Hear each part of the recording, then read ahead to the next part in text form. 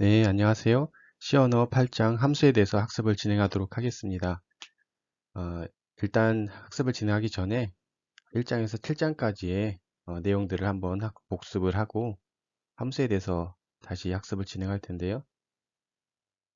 다른 그 수업들과 뭐 비슷하긴 하지만 특히 C 언어에서는 그 전에 학습했던 내용들이 중첩이 돼서 그 다음 학습이 계속 진행되기 때문에 앞에 있는 내용들을 어느 정도는 인지를 하고 수업을 들으셔야 됩니다. 그래서 간략하게 복습을 진행할 건데요. 일단 프로그래밍이라는 어떤 개념을 갖다가 우리 1장에서 학습을 진행을 했었고요.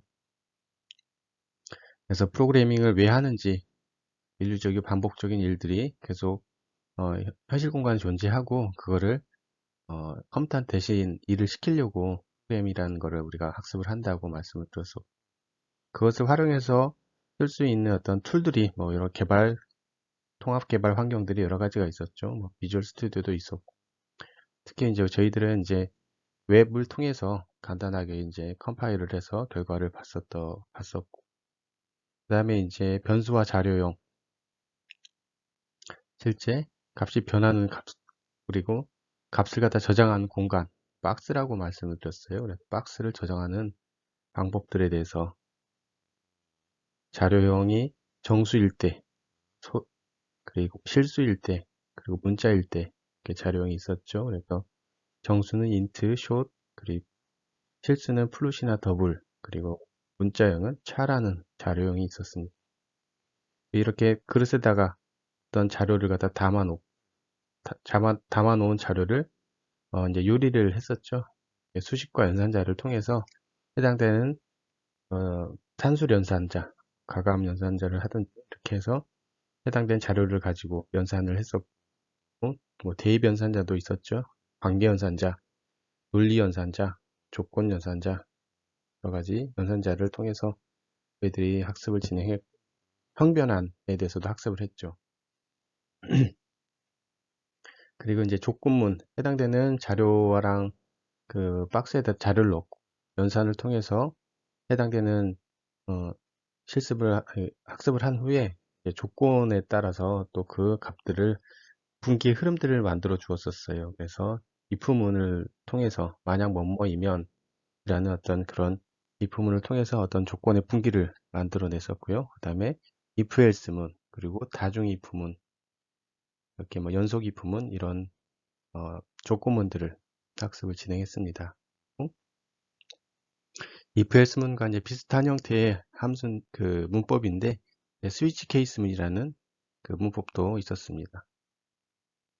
그 다음에 이제 저희들이 학습했던 게 이제 반복문인데 반복문에는 크게 화일문하고 포문이 있었죠. 그래서 화일문에는 그냥 일반 화일문하고 부화일문이 있었고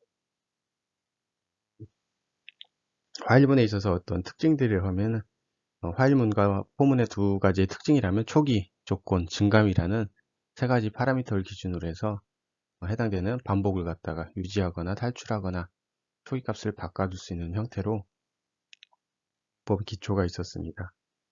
그래서 저희가 이제 1장에서 7장까지 학습을 쭉 진행을 했는데요. 여기에 이거를 이제 좀 더 활용성을 좀 더 넓히기 위해서 함수라는 학습을 진행하려고 합니다.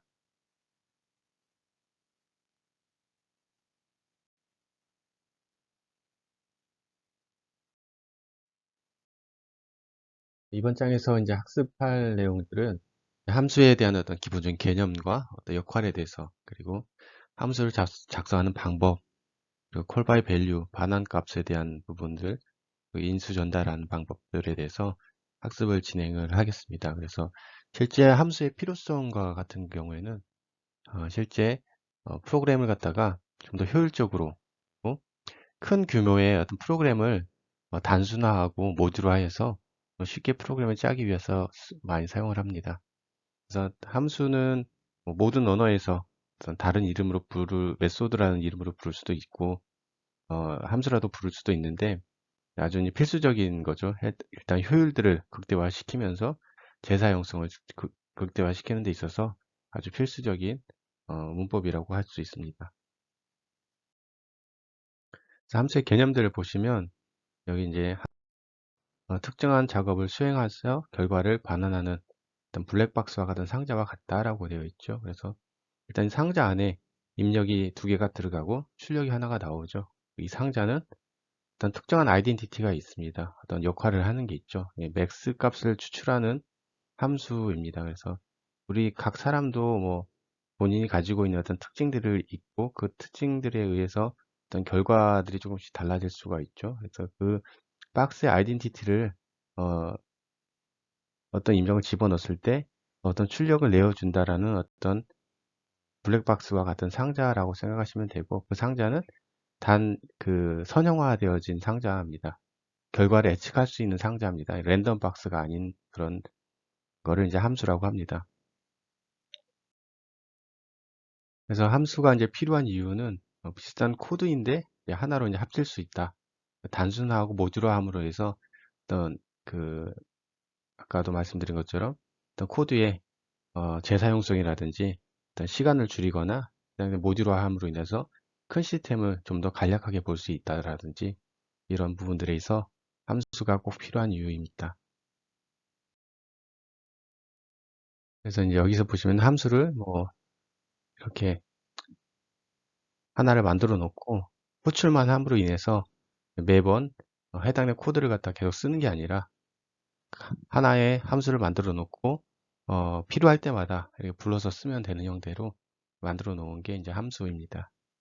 그래서 print star라는 함수를 호출을 하면 내가 그 전에 정의해 놨던 그 함수를 갖다가 호출을 해서 결과를 갖다가 도출하고 이제 다시 원래 자리로 돌아오는 형태가 되고요. 또 필요하면은 또 함수를 호출을 하고 이런 형태로 함수가 재사용되어지는 이런 구조를 가지고 있습니다. 여기서 이제 함수에 대해서 조금 더 책에만 존재하는 함수가 아니라 실제 이 함수의 구조는 저희 어, 현실 세계에서도 그대로 존재를 합니다.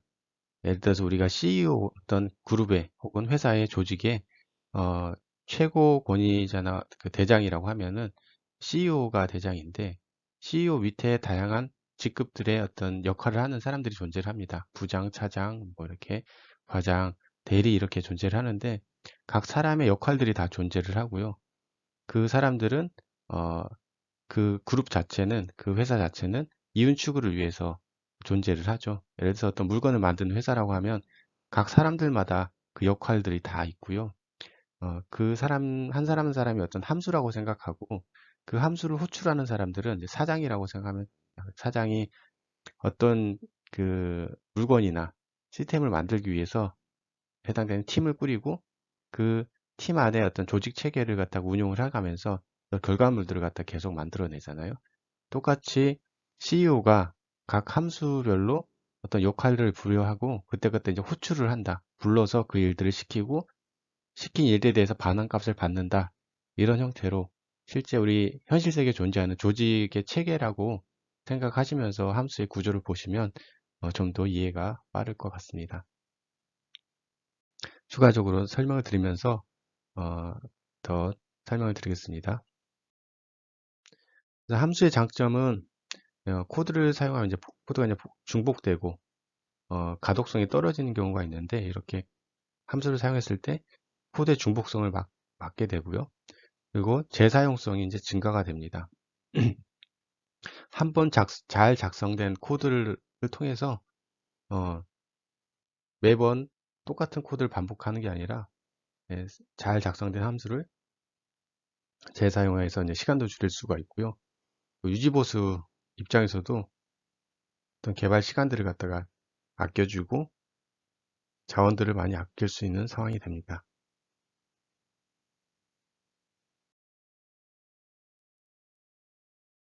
그래서 이런 함수의 종류를 보시면 우리는 이미 함수에 대해서 사용해 본 바가 있습니다. 그래서 여기 보시면 라이브러리 함수가 우리 샵 include studio.h 해가지고 표준화 입출력 함수의 꾸러미를 가지고 시작한다라고 제가 설명을 드렸었던 그 코드들이 대부분 라이브러리 함수입니다. 그 함수를 가지고 있기 때문에 누군가의 노력 끝에 만들어 놓은 이 printf나 scanf라든지 우리 랜덤 함수라든지 이런 함수들을 쉽게 쓸 수 있었던 겁니다. 처음에 시작할 때 샵 include stud.h 표준화 입출력 함수의 꾸러미를 우리는 가지고 시작했기 때문에 쉽게 이걸 이제 구현해서 쓸 수 있었던 거고요. 내가 어떤 이 기존에 누군가가 만들어 놓지 않은 함수가 없을 때는 필요에 의해서 사용자가 내가 함수를 이렇게 만들어야 됩니다. 그래서 내가 원하는 함수가 없으니 직접 만들어야지라고 지금 조하고 있죠.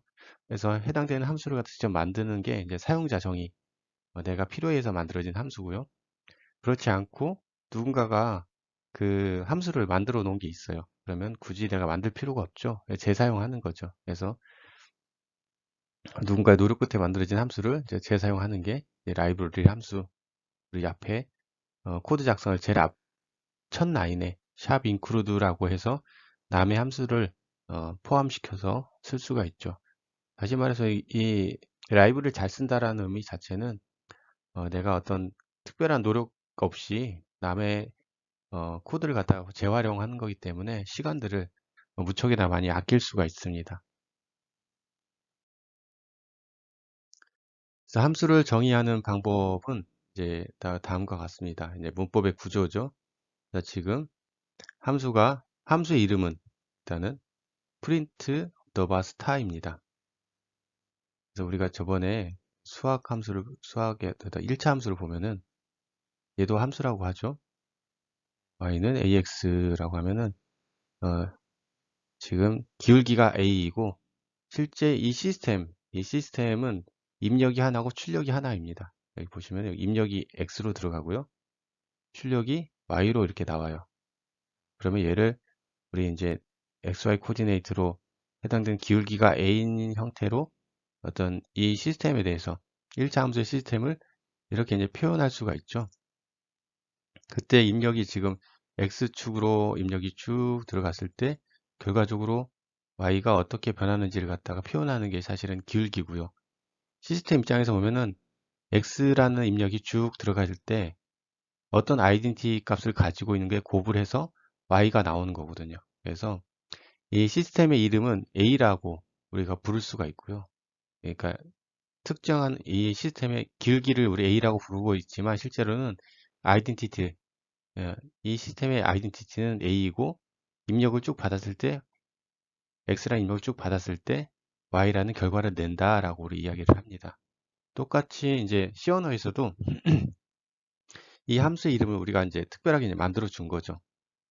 print underbar star라는 함수를 우리가 만들어 주고 실제 매개 변수 현재는 없다라고 되어 있죠. 여기는 입력이 이제 들어오는 공간입니다. 현재는 없어요. 그래서 void 형태고요.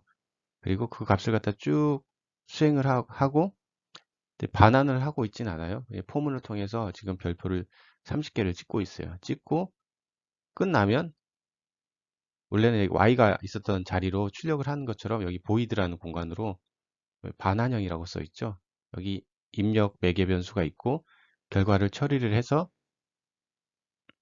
여기 이제 void 형태의 여기 자료형으로 이제 반환을 하는데 지금은 반환형이 없습니다. 그래서 void라고 적어 놓은 거고요. 만약에 있으면 이 공간으로 이제 출력을 합니다. 그래서 1차 함수를 생각하고 이 우리 지금 사용자 정의 함수 지금 C 언어에서의 함수도 똑같이 대입해서 이제 이해를 하시면 됩니다. 그래서 함수의 이름 프린트 스타고요. 매개 변수 입력이 없어요. 없이 여기 공간에 존재하는 것만 연산을 하고 반환형이 없이 끝나는 거죠. 그래서 함수는 이제 여러 가지가 종류가 여러 가지가 있는데 그 부분은 이제 조금 이따 설명을 드리겠습니다. 그래서 크게는 함수의 이름 그리고 매개 변수 입력이 없는 매개 변수 그리고 출력이 없죠. 반환형이 없고 몸체가 존재합니다. 그래서 크게 함수의 어떤 구조는 다음과 같습니다. 그래서 이거를 이해를 할 때 꼭 1차 함수를 좀 생각을 하시고요. 그래서 실제 이제 CEO라는 애가 지금 아까 우리 회사의 조직이라고 생각을 하라고 그랬죠. 자, 피라미드와 같은 여기 이제 CEO가 있고 CEO가 각 사람의 그 아이덴티티 그 사람의 어떤 특징이나 직무에 맞게끔 사람을 많이 뽑아놨을 거잖아요. 이렇게 피라미드 구조 밑으로 그러면 그 직무에 맞게끔 이 사람만의 어떤 할 수 있는 일의 어떤 역할들이 있습니다. 그러면 그 역할에 맞게끔 일을 이제 시키는 거죠. 호출을 하는 거예요. 어떤 일이 주어질 때 CEO가 그 일을 시키기 위해서 그 사람을 이제 불러요. 불러서 너 이것 좀 해오세요라고 이제 일을 시키는 것처럼 똑같이 해당되는 코드가 쭉 실행이 될 때 프린트 스타라는 걸 이제 호출을 하면 이 호출된 함수에 코드가 쭉 진행을 하다가요. 프린트 스타라는 함수가에 도달했어요. 그러면 호출을 하는 거예요. 이걸 호출을 해서 호출을 하면 아까 만들어 놓은 함수에 도달을 하고 그 값을 갖다가 수행을 한 후에 그걸 수행한 후에 다시 그 위치로 이렇게 들어가는 거죠. 그 다음에 이제 그 밑에 있는 이제 함수나 여러 가지 연산을 시작을 하는 거예요. 그래서 함수의 호출이라는 개념 자체는 CEO가 직원을 불러서 어떤 일을 시키는 거랑 똑같아요. 예. 나중에 이제 인베디드 시스템 하시는 분들은 호출이란 개념하고 이제 인터럽트란 개념이 조금 헷갈릴 수도 있지만 일단 비슷한 개념이라고 일단 생각하시면 됩니다. 그래서 CEO가 직원에게 그 직무에 맞는 직원에게 일을 시키는 거다라고 이해를 하시고 하시면 됩니다. 그래서 지금 해당되는 뭐 예제가 이렇게 있는데 프린트를 2번 호출하여서 뭐 이렇게 출력하는 거 보도록 할게요. 어떤 의미로 금방 우리가 사용자 정의 함수를 하나 만들었는지 한번 보도록. 보시는 것처럼 샵 include_h 표준 앱 출력 함수의 꾸러미를 하나 가지고 시작하죠. 그리고 아까 금방 우리가 만들어 놓은 사용자 정의 함수가 이렇게 하나 만들어져 있습니다. 그리고 CEO는 얘라고 생각하시면 돼요. 메인 함수가 CEO고요. CEO가 지금 이제 이렇게 있는데 실제 코드를 볼 때는 이 사용자 정의 함수를 먼저 보는 게 아니고 우리가 이제 회사를 볼 때 이런 이제 피라미드 같은 회사를 볼 때 그 회사를 볼 때 누구를 먼저 보나요? 그 회사를 갖다 평가를 할 때 CEO를 먼저 보고 그 회사를 평가를 하거든요. 그래서 실제 우리 코드를 볼 때도 이 코드 전체 중에 메인 함수 먼저 보는 게 맞아요. 그래서 메인 함수 먼저 보고 조금씩 그 회사의 전체적인 우리 큰 그림을 그리듯이 그림을 그릴 때도 전체 큰 그림 그리고 세밀하게 이제 접근하는 것처럼 글로벌하게 보고 로컬상으로 접근하는 것처럼 코드를 해석할 때도 그렇게 해석을 하고 읽으면 됩니다. 그래서 메인 함수 먼저 보고요. 메인 함수가 이제 프린트 스타라는 걸 이제 호출을 했잖아요. 그리고 사용자 정의 함수는 이제 위에 만들어 놨죠. 그래서 얘를 이제 호출을 하는 거예요. 부르는 거죠. 프린트 스타 잠깐 와보세요. 일 좀 그 CEO가 부르는 거죠. 그러면 호출하는 순간 이쪽으로 점프를 하는 거죠. 이쪽으로 점프를 해서 해당된 프린트 스타가 실행이 돼요. 포문이 걸려 있죠. 별표를 갖다 몇 개 찍을까요? 예, 30개 찍겠죠? 찍고 왔어요. 찍고 왔더니 찍고 다시 이제 돌아오는 거죠. 끝나면 돌아와서 뭘 실행해요? 예, 프린트 F에서 헬로 월드라는 게 되겠죠. 그래서 별표를 갖다 쭉 30개 찍은 다음에 이제 헬로 월드를 갖다가 찍겠죠. 여기다가 헬로 월드를 찍을 거예요. 그 다음에 다시 프린트 스타를 호출을 하네요. CEO가 다시 프린트 스타라는 직원을 불러서 또 별표를 또 찍게 해요. 쭉 찍겠죠. 그리고 뭐 해요? 네, 여기 지금 계획 문자가 있네요. 줄바꿈. 그러면 이게 엔터가 딱 먹혀서 여기 이제 프롬프트가 깜빡깜빡거리게 되겠죠. 다시 말해서 이게 지금 사용자 정의 함수를 만들지 않았다고 생각하면 이 포문을 여기다도 하나 집어넣었어야 되고, 그죠? 여기 하나도 하나 집어넣어야 되고, 여기에다도 집어넣어야 되는 상황이 되는 거죠. 실제 이런 결과물을 출력을 하는 데 있어서, 네, 그래서 지금 여기 이제 이 사용자 정의 함수를 통해서 가독성이 있으면서, 어, 그 효율과 시간들을 아낄 수 있는 어떤 사용자 정의 함수를 통해서 코드를 작성을 해 보았습니다. 그래서 지금 위에서는 함수의 그 입력값과 매개 변수가 없었고요. 그리고 출력에 대한 반환형이 없었습니다. 지금 있는 이제 함수의 구조는 입력이 두 개가 있고 출력이 하나인 지금 우리 아까 말씀드린 것처럼 1차 함수 기울기가 a인 1차 함수의 경우를 보면 얘 입력이 하나죠. 그리고 이 길기에 따라서 y 값이 결정이 되죠. 출력이 하나예요. 그러면은 지금 얘는 이 max라는 이름의 아이덴티티를 가지고 있는 이 이름의 함수는 입력이 두 개, x고 y고 출력이 하나인 형태의 함수입니다. 근데 여기서 이제 이 1차 함수와 다른 거는 여기 이제 입력에 대한 그 값이 정해져 있어요. 입력에 대한 타입이 무슨 타입이냐? 두 개의 입력을 받을 수 있지만 정수로만 받을 수 있는 거죠. 그리고 출력할 때도 하나로 내보낼 수 있는데 정수로만 내보내는 거예요. 그리고 지금 이름 자체가 지금 max라는 이름이죠. 우리가 이제 굳이 이 코드를 해석하지 않아도 이 함수의 특징들을 알 수가 있어요. max, 둘 중에 하나의 큰 값을 추출할 수 있겠구나라고 반환을 할 때는 예를 들어서 10을 넣고 5를 넣었을 때 10만 반환하겠구나라고 이제 추측이 가능하게끔 함수의 이름을 정하는 것도 중요해요. 그래서 예를 들어서 여기 x가 10이고 y가 9다. 값이 각각 입력이 됐어요. 그러면 여기는 10이고 여기 이제 9가 되겠죠. 그러면 10보다 9가 크죠. 그러면은 return 해서 x를 반환한대요. 여기 이제 리턴하는 값이 10이 나가는 거죠. 그렇지 않고 반대일 경우에는 y가 출력이 되고요. 다시 말해서 두 수 중에 큰 수를 갖다 반환하는 함수다 라고 생각하시면 되고요. 그래서 여기서 이제 중요한 거는 매개 변수가 지금 입력에 대한 인풋에 대한 거고요. 반환 값은 아웃풋에 대한 값이다 라고 어떤 글로벌하게 우리가 개념적으로 생각을 하시면 돼요. 그래서 대부분의 시스템들은 이렇게 입력이 있는지 출력이 있는지를 갖다가 먼저 보시고 그 입력 대비 출력에 따른 그 몸체 시스템의 특징들을 어떻게 변할지를 갖다 추측하는 게 되게 이제 중요해요.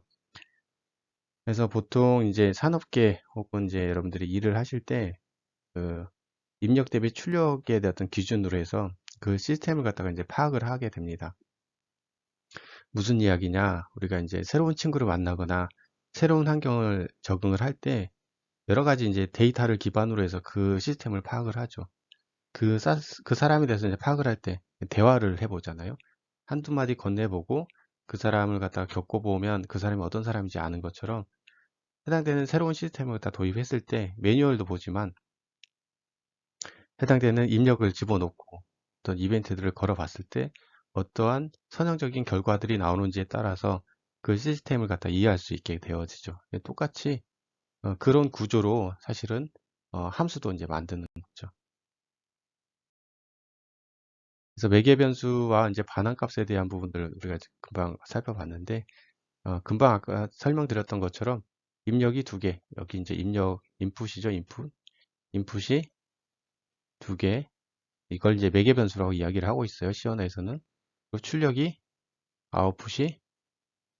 아웃풋이 하나인 상태죠. 두 개 입력,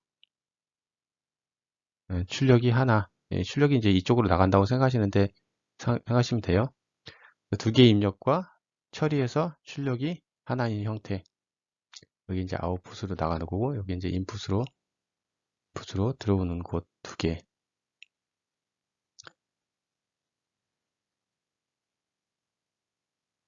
그래서 지금 아까 설명드린 것처럼 두 개의 값 중에 하나를 갖다가 반환을 하는 거죠. 아까 10하고 9했지만 얘는 이제 이번에 9하고 10하고 넣어볼게요.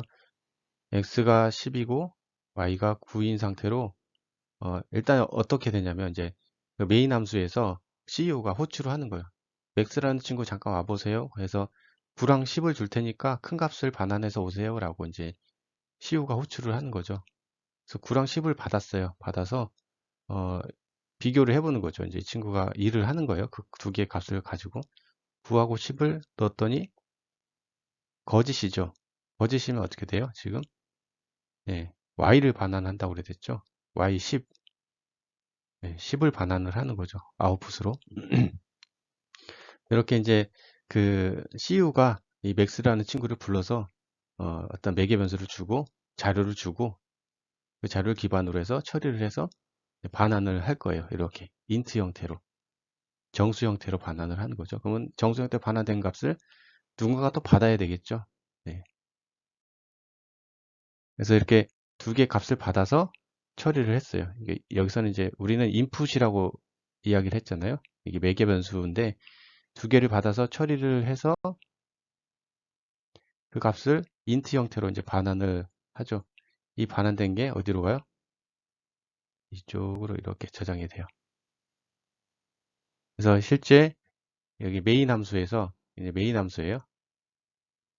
메인 함수는 CEO와 같다라고 이야기했죠. CEO. 누굴 불러요? 맥스라는 친구를 불러서 10하고 20을 던져줘요. 던져주고 던져준 값, 이 10하고 20을 주면서 이야기를 하는 거예요. 큰 값을 반환해서 저한테 다시 주세요. 일을 해서 주세요. 라고 하면 일정을 어떻게 이야기를 하겠죠. 그러면 그 값을 받아서 큰지 작은지를 비교해서 반환 값을 밸류한테 던져주는 거죠. 그럼 지금 어떻게 돼요? 10하고 20 넣었으면 예, 거짓해서 y값 20이 리턴 되는 거죠. 그럼 20이 밸류 값에 들어가는 거죠. 이 밸류도 지금 그 변수인 거죠. 변수. 박스에 딱 들어가는 거죠.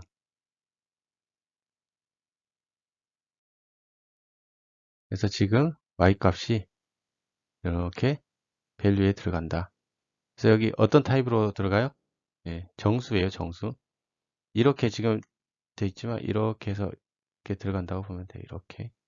이 타입으로 인티저 타입으로 여기 들어가는 거죠. 만약에 이 value라는 그 변수가 자료형이 인티저가 아니고 실수거나 차면 에러가 날 거예요. 그래서 반드시 이 타입은 맞춰줘야 돼요. 그리고 여기 던져줄 때도 실제 여기 10하고 20 던져줘서 정수라도 상관없지만 캐릭터를 던져주면 이제 문제가 생기겠죠. 그래서 외계 변수랑 반환값의 그 자료형의 어떤 상태도 맞춰가지고 보내줘야 된다.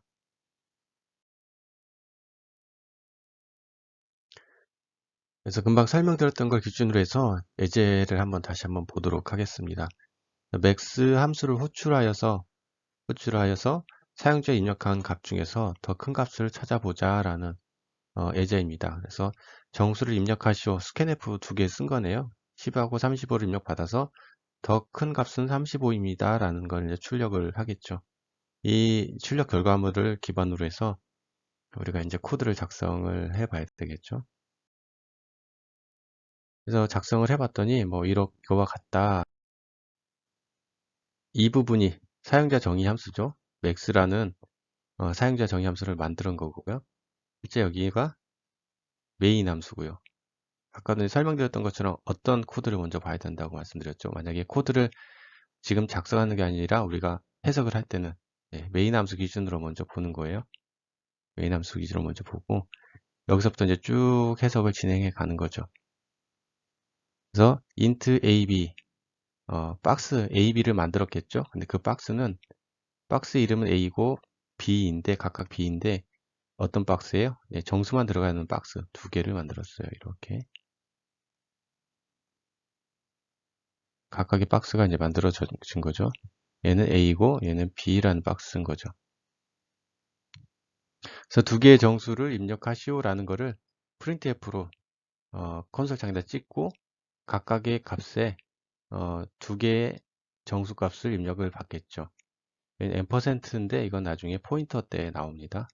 해당되는 두 개의 값을 입력을 받아요. 그러면 A라는 공간에 B라는 공간에 어떤 값을 입력을 받았다고 치면 우리 이제 20하고 23을 받았다고 생각을 하죠. 여기까지 이제 수행이 된 거예요. 그리고 두 수 중에 큰 수 %d입니다. 라고 했는데 여기 getMax라는 함수가 아니라 호출이 된 거예요. 호출. 예, 부른 거예요. CEO가 getMax 잠깐 와볼래요? 라고 하면서 불러서 내가 아까 여기서 A랑 B라는 값을 여기 박스에 담아놨는데 그 값을 가지고 가서 어느 값이 큰 값인지 반환해서 주세요 라고 이야기를 하는 거예요. 그러면 A라는 값은 아까 뭐였죠? 20이죠. 20 던져주고 23을 던져줘서 누구한테 던져주는 거죠? 여기다 던져주는 거죠. 여기 지금 여기 20 23을 던져주는 거죠. 던져주고 어느 게 큰 값인지 비교를 하는 거죠. x가 y보다 큰가요? 네, 지금 20이고 23이니까 거짓이죠. 리턴 x가 아니라 else 값이 나오겠죠. 그래서 y를 리턴하는 거니까 23을 리턴을 하죠. 리턴할 때 어떤 자료형 형태로요? 예, 여기 인티저 형태로 반환을 해요. 반환을 해서 이제 왼쪽 편에 얘 반환 값이 23이죠. 23이 되는 거예요. 23이 어디에 표현이 돼요? 여기 이제 %D에 보여지게 되는 거죠. 이렇게. 그래서 이렇게 그 사용자 정의 함수를 통해서 우리가 이렇게 그 함수를 통해서 사용자 정의 함수를 통해서 구할 수가 있다.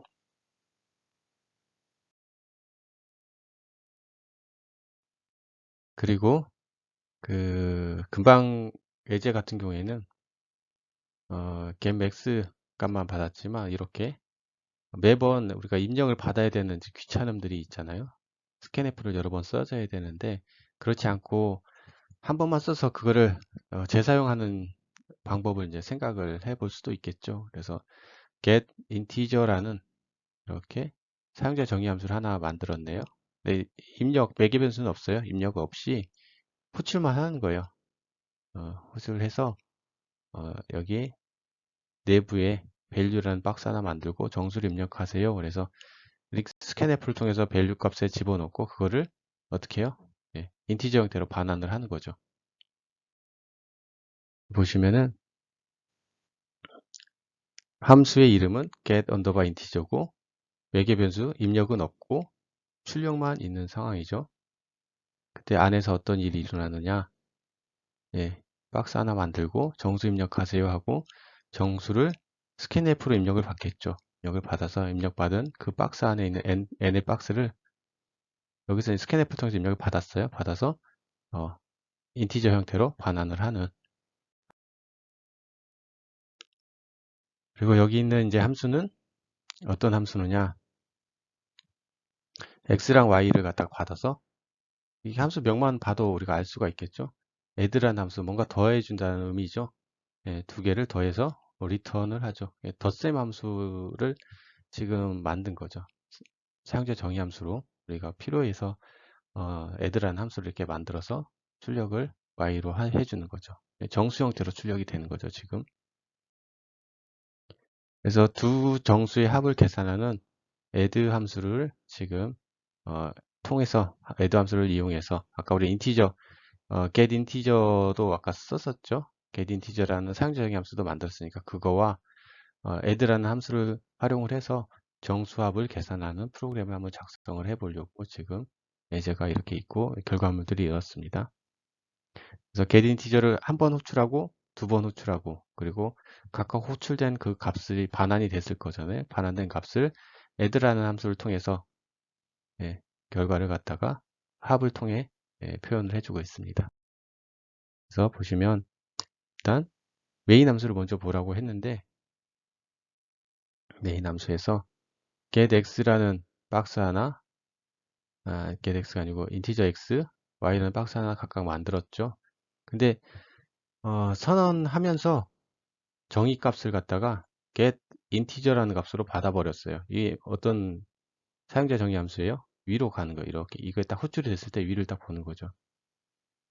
get integer는 뭐 어떤 함수에 딱 보니까 네, 아까 봤던 거죠. 정수를 입력받는 scanf를 매번 쓰기가 귀찮으니까 얘를 함수화 처리한 거예요.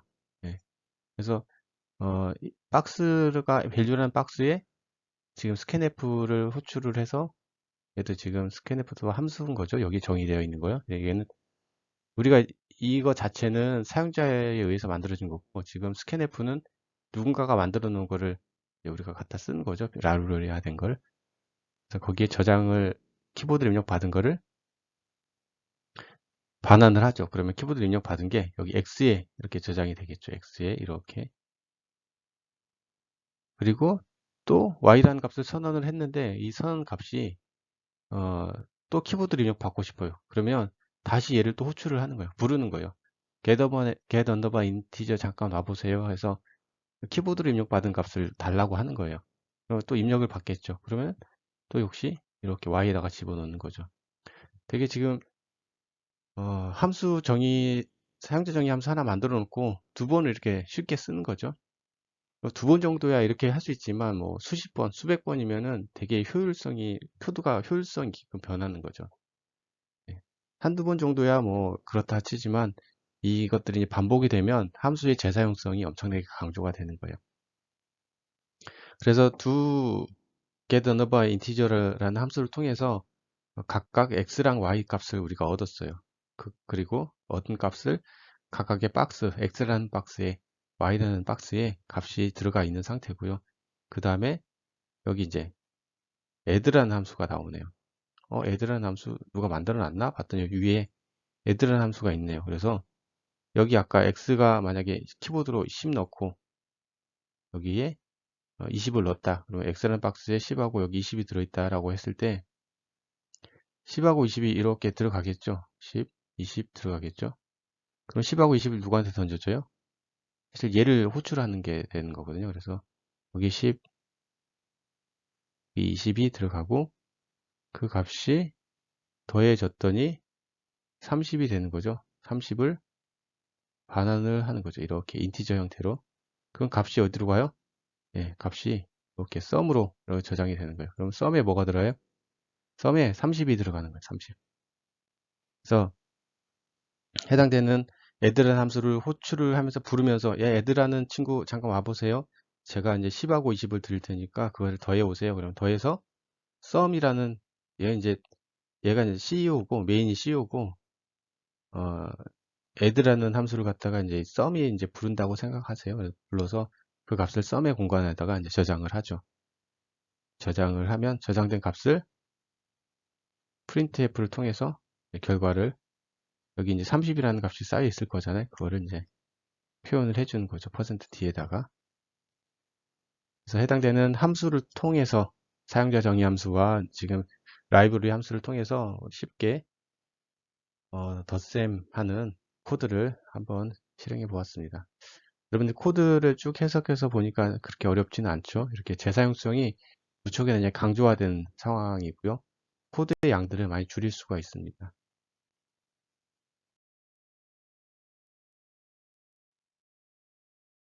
지금 이제 보시는 예제는 이제 온도 변환기라고 해서 섭씨랑 화씨 변화시키는 어떤 그런 코드를 이제 작성을 하려고 하고 있고요.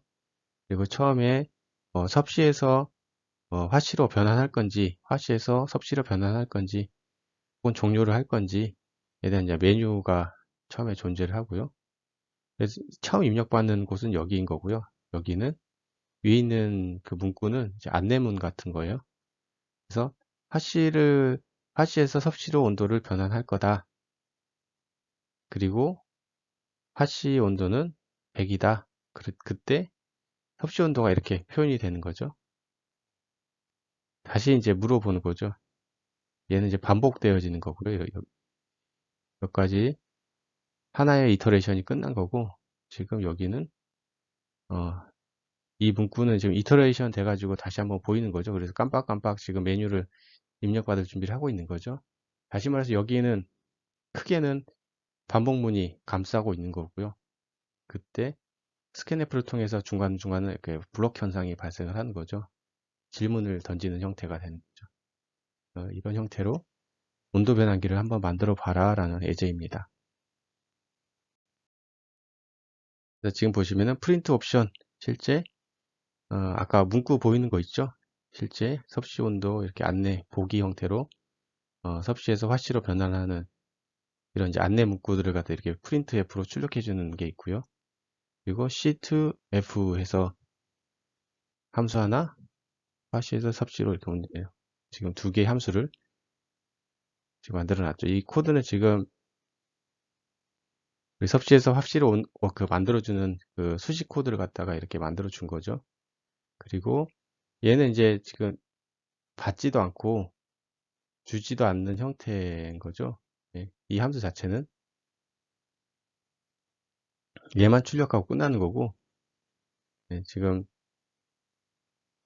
C2F는 어때요? 예, 해당되는 외계 변수 하나 입력받는 거죠. 얘도 외계 변수 하나 입력받는 거예요. 그 뒤에 이제 메인 함수가 나오겠죠. 지금 사용자 정의 함수를 총 프린트 옵션, 그리고 C2F, F2C라는 세 개의 사용자 정의 함수를 쓰고 있고요. 첫 번째 거는 매개 변수가 없고 또 전달 값도 없는 형태. 두 번째 거는 매개 변수가 있고 전달 값은 실수. 세 번째 것도 매개 변수 하나고 전달 값은 하나인 형태가 이렇게 사용자 정의함수 3개가 있습니다. 그래서 지금 위에 이제 사용자 정의함수가 하나 있는 거고 이게 반복문이 이렇게 계속 이루어지고 있죠. 여기까지 이렇게 있는 거예요. 그래서 초이스라는 문자형 박스 하나랑 온도를 입력받는 W라는 박스 2개 만들고 이 화일문이 무한반복하고 있는 거죠. 언제 빠져나올 수 있어요? 네, 여기 이제 브레이크를 걸려 있죠. 지금 Q라는 값을 인용받을 때만 이 화일문을 이렇게 이제 뛰쳐나오는 거예요. 그래서 이제 종료가 되는 거죠. 그 안에서는 계속 반복되는 거예요. 일단 실행이 되면 프린트 옵션, 아까 프린트 F는 프린트 옵션에 대한 사용자 정의 함수가 실행이 되겠죠. 프린트 문구들이 이렇게 쭉 나오겠죠. 섭씨에서 화씨로 바꿀 건지, 화씨에서 섭씨로 바꿀 건지, 종료하려면 Q를 눌러야 된다든지 이런 문구들이 세 줄이 쭉 보이겠죠. 그 다음에 메뉴를 선택하시오라는 게 프린트가 딱 되고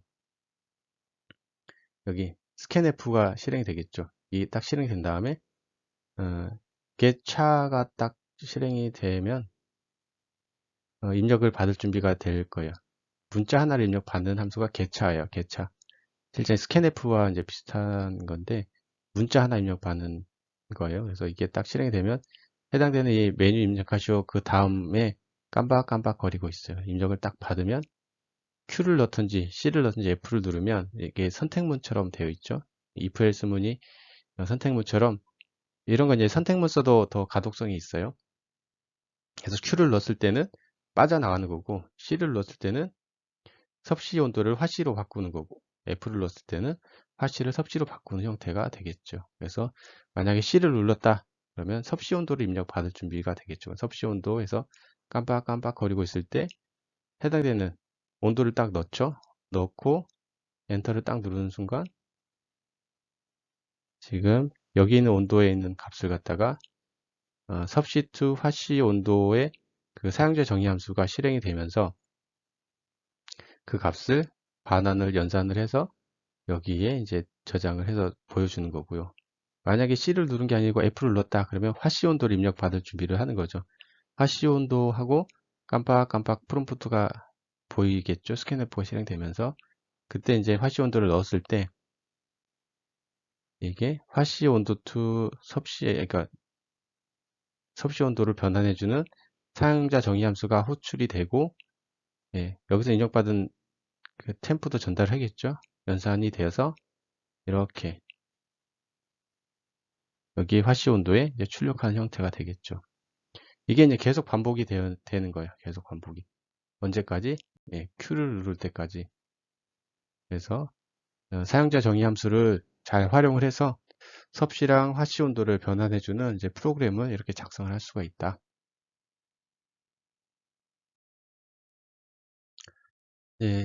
이제는 이제 함수 원형에 대해서 이제 이야기를 할 건데 여기 펑션 프로토타이핑이라고 되어 있죠. 컴파일에게 함수에 대해서 미리 알려준 거라고 했는데 우리 사용자 정의 함수를 만들었잖아요. 그리고 사용자 정의 함수가 지금 여기 있던 게 원래는 어디 있었냐면 우리가 여기 앞에다가 메인 함수 앞에다가 써줬었어요. 근데 이렇게 써주면 사실은 컴파일 에러가 뜨지를 않아요. 근데 이제 실제 중요한 메인이 어떻게 되죠? 뒤로 밀려나게 되죠. 우리가 아까 저도 말씀드린 것처럼 메인 함수 먼저 해당된 코드를 어, 읽는 게 중요하다라고 말씀드렸죠. 해당되는 그 회사의 혹은 조직의 대장은 사실은 CEO고 그 시스템의 얼굴은 그 메인이거든요. 그래서 메인 함수를 먼저 확인하고 그 프로그램의 시스템의 어떤 특성들이나 특징들이나 어떤 설명들을 어떤 의미를 알 수가 있는 것처럼 메인 함수가 이제 먼저 앞에 있어야 되는데 이렇게 서브 함수들이 앞에 쭉 있으면 가독성이 많이 떨어집니다. 그래서 사용자 정의 함수를 뒤쪽으로 지금 있는 것처럼 C2F라는 지금 함수를 뒤로 만들어 놨어요. 그리고 해당되는 함수 앞에 머리 있죠. 여기 더블 언더바 2 f 가로 열고 닫고 더블 이게 c를 여기다 이렇게 해줬어요. 그래서 이걸 이제 함수 원형이라고 해요. 그러니까 함수의 원래 형태라고 생각하시면 돼요. 껍데기 뭐 이렇게 이런 형태의 함수를 내가 만들었다라고 누구한테 가르쳐줘요? 네, 컴파일러에게 가르쳐줘요. 실제 우리가 이제 코드를 작성하고 기계어 코드로 바꾸잖아요. 이제 어떤 타겟 시스템에서 읽을 수 있는 기계어 코드로 막 바꿀 때 컴파일러가 위에서부터 아래로 쭉 해석을 하거든요. 근데 해석을 할 때 함수의 원형이 먼저 있고 나중에 이제 메인이 호출을 할 때는 이제 문제가 없는데 해당되는 함수 원형이 뒤에 있고 메인이 먼저 호출을 하면 그 컴파일러가 해석하는 사람이 이제 그 내가 쓰고 있는 예를 들어서 전처리기에 있지 않는 함수를 내가 호출을 하는 상황이 발생을 하기 때문에 컴파일러가 에러를 뿌려대요. 그래서 먼저 내가 쓰고자 하는 함수의 원형을 앞에다가 이렇게 정의를 해줘야지 컴파일러가 에러 없이 결과들을 어, 컴파일을 할 수가 있어요. 이런 부분들은 이제 실습 시간에 한번 저희들이 이제 실습을 해볼 텐데 이론 수업 듣는 분들도 한번 실습을 해보세요. 함수 원형을 쓰지 않고 이 코드를 갖다가 뒤에다 놓고 실행을 했을 때는 반드시 컴파일러가 에러를 뿌려줍니다. 그래서 그렇지 않게 그러니까 결과를 갖다가 컴파일을 하려고 하면은 이렇게 그 함수의 그 첫 머리에 해당되는 더블 C2F 가로 열고 더블 C2 템프라는 함수의 원형을 한번 이렇게 언급을 해주고 세미콜론 찍어줘야 됩니다. 그래서 이러한 내가 함수를 쓸 거다라고 컴파일러에게 미리 언지를 준 거죠. 그 다음에 이제 여기서 C2F를 불렀을 때는 예, 이런 게 있다라고 지금 알고 있기 때문에 컴파일러가 에러를 안 뿌려줘요.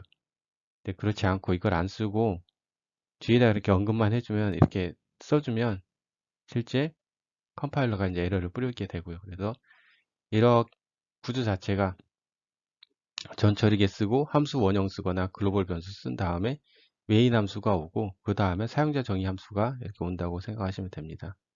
그래서 이렇게 되면은 실제 이제 메인 함수가 상단에 오게 되겠죠. 그래서 가독성이 좋게 돼요.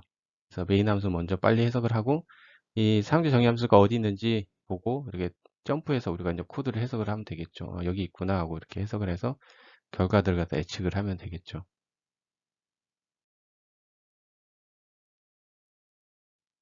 함수 원형을 사용하지 않고 그냥 간단하게 쓸 경우에는 이렇게 먼저 함수의 정의 함수를 갖다가 메인 함수 위에다가 이렇게 쓰면 컴파일러가 위에서부터 해석할 때 얘 사용자 정의 함수구나 라고 하고 원형을 안 봐도 이렇게 에러가 없이 쓸 수가 있어요. 하지만 이렇게 이제 사용자 정의 함수가 꼬이는 경우가 있는 사용자 정의 함수 여기 메인 함수 뒤에 메인 함수 앞에다가 써서 에러가 없을 것처럼 보이지만 보시면은 사용자 정의 함수에서 다른 함수를 갖다 부르는 경우가 있어요. 이 서브투는 뒤에 있죠. 뒤에 있으니까 앞에 있지 않고 뒤에 있으니까 에러를 뿌려대요. 혹은 또 얘를 앞으로 옮긴다고 하면 얘는 또 뒤에 있으니까 이런 경우 때문에 그 컴파일러가 해석을 제대로 못하는 경우가 있어요. 그래서 사용자 원형을 그 함수 원형을 한번 언급을 해주고 컴파일을 해야지 에러가 없이 실제 함수를 쓸 수 있다. 이렇게 저희들이 이제 사용자 정의 함수와 라이브러리 함수 이런 것들을 이제 지금 쭉 봤는데 일단은 뭐 우리가 이제 학습했던 것처럼 사용자 정의 함수는 내가 필요에 의해서 만들어진 함수이고요. 라이브러리 함수는 누군가의 노력 끝에서 표준화된 함수로 이제 꾸러미를 만들어 놓은 거예요. 다시 말해서 내가 굳이 만들 필요가 없는 라이브러리 함수가 충분히 있으면 이걸 갖다 잘 활용하면 되겠죠. 그렇지 않고 여기 없는 함수다라고 하면 내가 만들어줘야 되는 경우가 될 거고요.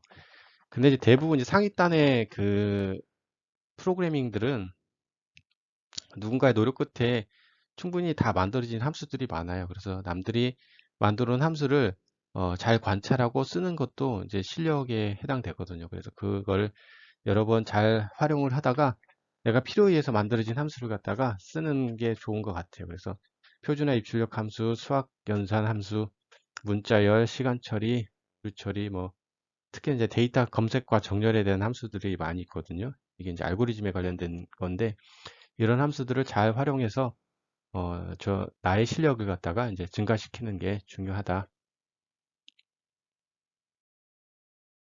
그 중에 이제 난수 함수 같은 경우 우리가 이제 많이 저번에 한번 써봤죠. 그래서 규칙이 없이 임의로 생성되는 함수, 그리고 난수는 뭐 암호학이나 시뮬레이션, 게임 등에서 이제 많이 쓰이고 렌이라는 이런 그 메소드 형태로 쓰고 난수를 생성하는 함수다. 0에서 len max까지, 여기는 이제 len max라는 거는 define 되어 있는 거예요. 어딘가에. 그래서 거기까지 난수를 생성하는 어, 함수입니다. 그래서 만약에 우리가 로또 함수를 만든다, 로또 번호를 만드는 프로그램을 만든다 그러면은 뭐 1부터 로또는 45번까지의 난수가 만들어져야 되는 거죠. 그리고 로또는 뭐 하나, 둘, 셋, 넷, 다섯, 여섯 자리이고 보너스 번호가 하나가 더 있다. 이런 이제 규칙들이 있으니까 그 규칙에 맞게 프로그램을 짜줘야 되는 거죠. 그래서 지금 뭐 이 난수 함수 코드를 쓰려면 여기 스탠다드 라이브러리를 갖다가 추가를 해주는 게 필요하고요. 렌이라는 아까 난수를 만들어주는 이 함수가 어디에 정의가 되어 있어요? 여기 스탠다드 library.h라는 곳에 정의가 되어 있기 때문에 이 표준화 입출력 함수의 꾸러미를 반드시 가지고 시작을 해야 됩니다. 그리고 이 함수를 써서 해당되는 난수가 이렇게 쭉 출력되는 걸 볼 수가 있죠. 둘, 셋, 넷, 다섯, 6개 출력됐죠. 0에서부터 5까지, 0, 1, 2, 3, 4, 5까지 6가지의 난수 값을 쭉 생성을 했습니다. 그래서 1부터 45까지 숫자로 제한을 해야 되기 때문에 이제 여기서 나머지 연산자를 통해서 우리 나머지 연산자 알죠? 해당되는 몫이 아니라 그 어떤 큰 숫자일지라도 몫으로 나눈 나머지만 출력이 되는 거죠. 그래서 45로 어떤 수를 나눴을 때 0부터 45까지의 44까지의 45까지의 44까지죠. 40으로 나누면 44까지의 어떤 수를 나누든지 나머지가 발생을 하게 되거든요. 그래서 이렇게 이제 나머지 연산자를 통해서 그 로또 번호를 추출을 하려고 45로 나눴는데 40으로 나누면 44까지만 나오니까 플러스 1을 해준 거예요. 45까지 출력해야 되기 때문에. 그래서 수정해서 다시 프린트를 해봤더니 우리가 원하는 형태로 42, 48, 리미트가 45인 숫자까지 출력이 쭉 되는 걸 이제 확인할 수가 있었습니다.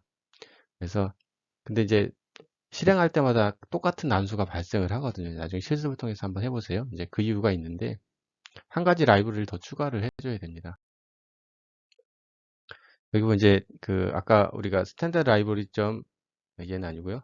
여기 이게 이제 난수를 발생하는 함수의 전처리계라고 그랬죠. 추가적으로 하나 더 라이브러리가 추가됐는데 안 쓰던 게 timer.h라는 그 매개 변수가 include 함수가 지금 timer.h라는 라이브러리가 하나 더 추가가 됐어요. 그래서 지금 제대로 로또본을 생성을 하려면 스탠다드 라이브러리와 timer.h는 가지고 있어야 돼요. 그리고 기존의 표준 입출력 함수에 꾸러미는 있어야 되고요. 그래서 이렇게 만들어 놓고 디파인에서 max를 45까지 정의도 이렇게 해놨네요. 이제 좀 더 그 코드를 정의하기 위해서. 그래서 아까 이제 똑같은 값이 계속 나오는 거를 방지를 하기 위해서 지금 timer.h에 정의되어 있는 이 timer.null이라는 형태로 sren이라고 붙여서 이거를 이제 이렇게 정의를 해주면 그 전에 매번 똑같은 랜덤 함수가 발생했던 거를 갖다가 이제 없애주게 됩니다. 그래서 해당되는 실행이 될 때마다 새로운 랜덤 값이 나올 수 있게끔 해주는 코드가 이 코드다 정도로 생각하시면 될 것 같아요. 근데 이제 그 아직도 이제 문제가 발생하는 게 있는데 그 난수가 겹칠 수가 있어요. 그래서 여기 12가 되고 여기 12가 되는 문제가 발생을 하는데 이 겹치는 문제들은 이제 뒤에서 학습하는 이제 배열을 통해서 만약에 어떤 값이 10이라고 하면 12가 나오지 않게끔 다시금 이제 랜덤 값을 생성한다거나 해서 그 문제점들을 갖다 이제 없앨 수가 있습니다. 그러려면 어딘가의 공간에 저장을 해 둬야 됩니다. 그래서 그 저장된 공간에 똑같은 값이 있는지 없는지를 매번 체크를 해야 되기 때문에 어떤 해당되는 우리가 배운 이제 배열이라는 공간에 값을 저장했다가 검색을 통해서 그 값이 있는지 없는지를 또 체크를 해야 됩니다. 그 부분에 대해서는 이제 배열을 배운 뒤에 해당되는 이 문제점들을 해결하도록 하겠습니다. 그리고 이제 동전 던지기 게임 이런 게 있는데 여러분들이 한번 책 통해서 학습하시면 될까? 자동차 난수, 자동차를 이용해서 자동차 게임을 작성한다. 이렇게 난수를 발생하면서 각각의 난수가 발생해서 뭐 앞서거나 뒤서거나 하는 형태를 갖다가 이렇게 별표 모양을 통해서 표현을 해주는 프로그램입니다. 그래서 해당되는 난수를 통해서 해당되는 누적 거리가 이제 변하는 형태 갖다가 이제 근데 보시는 코드처럼 해당되는 난수는 0에서 100까지의 그 디스턴스 값이 반환이 돼서 해당되는 값은 이제 반환이 되고요. 그 값을 계속 이제 실시간으로 이제 반환된 값을 갖다가 보여주는 거죠. 프린트f를 통해서 별표의 프린트f를 통해서 그러면 그 프린트f의 그 거리 값이 별표 모양을 통해서 이제 앞서거나 뒤서거나 하는 것들을 갖다가 가시적으로 보여줄 수 있습니다. 그래서 0에서 99까지 제한이 되어 있으니까 그 값에 의해서 제한된 별표의 모양들이 이제 표현이 될 겁니다. 그리고 이제 여기 보이는 거는 이제 불규칙한 점 그리기라고 하는 건데, 얘는 이제 실제 GUI 라이브러리를 써가지고 이런 점들을 표현할 수가 있습니다. 왜냐면 지금 색깔도 보이죠? 그리고 2D 그래프 형태의 이미지이기 때문에 기존의 그 프롬프트 상에서 존재하는 결과물들은 아니고요. 추가적인 그래픽 라이브러리를 추가해서 이런 결과물들을 만들어낼 수가 있습니다. 그래서 점을 그리는 함수 되어 있죠. setPicture 해서 XY 컬러 인자값이 3개죠. x., y. 컬러라는 인자값을 받아서 하나의 점을 표시하는 거죠. 다시 말해서 모든 우리 사진이나 동영상은 이런 형태로 설정하고 출력하고 입력한다고 생각하시면 돼요. 그래서 지금 보시면 라이브러리가 보지 못하던 게 이제 추가가 됐죠. 윈도우.h 기존에 뭐 타이머.h도 있고 라이브러리.h도 있고 랜덤 함수 쓰려고 하고 있는 거고요. 윈도우.h를 통해서 그래픽적인 부분들을 처리하려고 함수의 꾸러미가 존재하고요. 보지 못했던 get window dc라는 get foreground foreground가 백그라운드거든요. 윈도우에 그래서 해당되는 GUI에 해당되는 백그라운드에 대한 라이브러리 함수를 가지고 와서 어떤 x.y. 좌표죠. 좌표의 어떤 레드, 그린, 블루의 형태의 값을 갖다가 출력하기 위한 함수이다 정도 하시면 됩니다. 랜덤 함수를 갖다가 xy 좌표인 거죠. 그리고 레드, 그린, 블루에 대한 또 랜덤 값을 불러와서 거기에 setPicture이라는 어디에 저장되어 있죠? 아까 그 window.h에 저장되어 있는 표준화 라이브러리 함수를 가지고 온 거예요. 그래서 거기에 상속 파스는 HDC라는 곳에 X좌표 랜덤으로 가져왔죠. 지금 여기 X좌표, Y좌표, RGB 이용을 받아서 특정 그 색픽셜이 하나가 생성이 되겠죠. 이걸 몇 번 반복해요? 10,000번 반복하는 거죠. 10,000개의 랜덤한 X, Y 좌표 그리고 레드, 블루, 그린에 해당되는 점들이 특정 RY 공간 안에 찍히는 거죠. 랜덤하게 찍히는 거예요. 그래서 이러한 함수들이 이제 실습을 다 할 수는 없고요. 무지하게 많아요. 그래서 이 장에서 이제 학습한 내용들은 기본적인 우리가 사용자 정의 함수를 만들 수 있다. 그리고 표준화 라이브러리 함수를 쓸 수 있다 정도로 이제 학습을 진행할 거고요. 다음에 이제 추가적으로 이제 함수와 변수에 대해서 학습을 진행해 가면서 좀 더 좀 진화된 어떤 함수의 형태를 볼 수 있습니다. 그래서 삼각 함수라든지 뭐 역삼각 함수, 뭐 쌍곡선 함수, 지수 함수, 기타 함수들이 우리가 이제 그 수학책에서 배웠던 거라든지 기본적인 경제에 대한 부분 여러 가지 함수들이 구글링 해보면 이제 다양한 것들이 있으니까 내가 필요에 의해서 찾아서 쓰면 됩니다.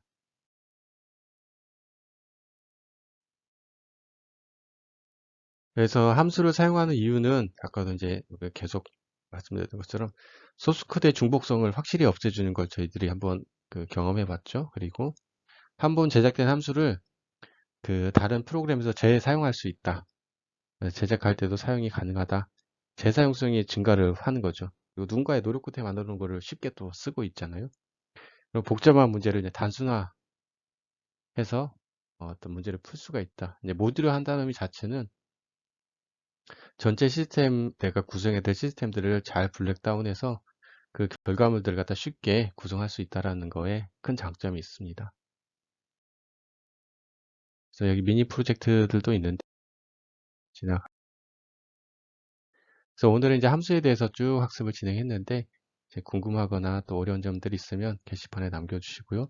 그리고 이론 수업에 대한 부분들만 너무 하시지 마시고 그 간간히 그 GDB 온라인을 통해서 실습도 여러분들이 해보시면 더 이해가 더 쉬울 것 같습니다. 네, 이상입니다. 네, 감사합니다.